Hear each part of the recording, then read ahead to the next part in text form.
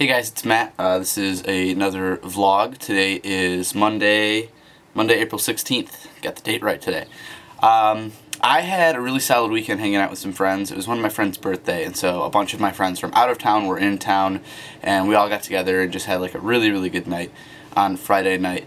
But like looking back on it, I kind of thought about it, and I noticed that this whole Thrive with Less experience definitely affected the way I looked at the night. Years ago, well, not years ago, but months ago, I probably would have spent a lot of my night, this is really silly, but like, a lot of my friends are really into Twitter, and so we would like post stuff on Twitter and like, you know, have fun and like tell jokes and stuff like that, and a lot of that would happen like at parties and things like that when we were all together.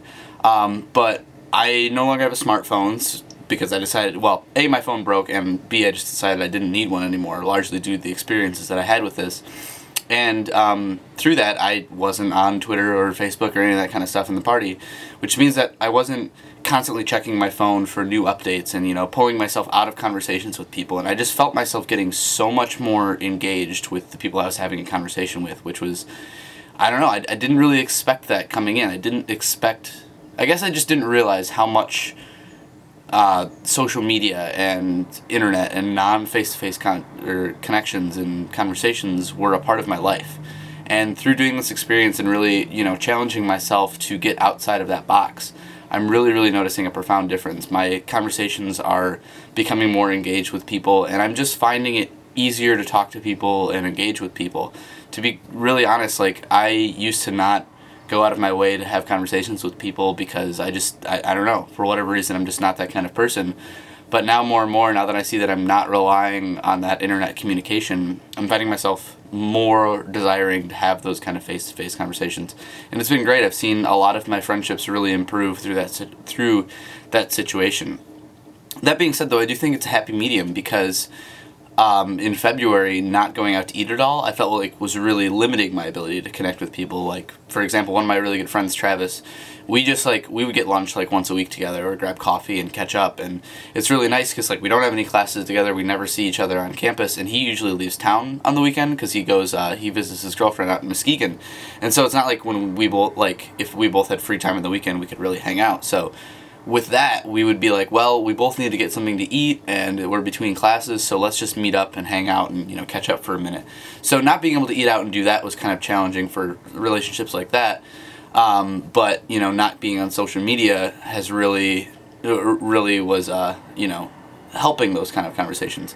So I guess what I'm trying to say is that we're not trying to say that there's like an ultimate minimalism. Not everyone needs to decide that, you know, they're not going to eat out. Not everyone needs to quit social media completely.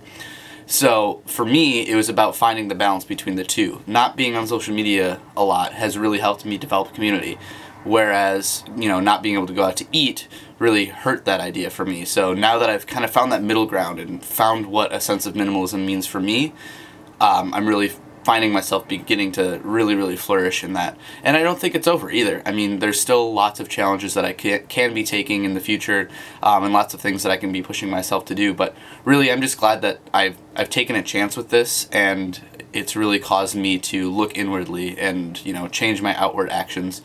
And I'm just really glad that I decided to do that, and I really encourage anyone else to try and do that as well. Again, not necessarily having to do exactly our challenges, but you know, taking some steps to really consider what is important in your life, what could you cut out that might be, you know, as in reverse things that are more important. So something to consider for everyone out there. If you do decide to do any of those challenges, we'd really love to hear back from you. Yesterday we posted a guest blog from Marissa, and it was really profound to hear what she had to say and all the good things that pursuing living with less has done for her. So if any of you out there have experiences like that you'd like to share, we'd love to share them with other people as well. So until next week, I'll see you guys later. Continue to check out our videos. We just put out a new raw footage yesterday, and it's got me putting up a giant cardboard wall in my house, so definitely check that out. It's pretty crazy. Yeah, and I'll see you guys next week. Thanks.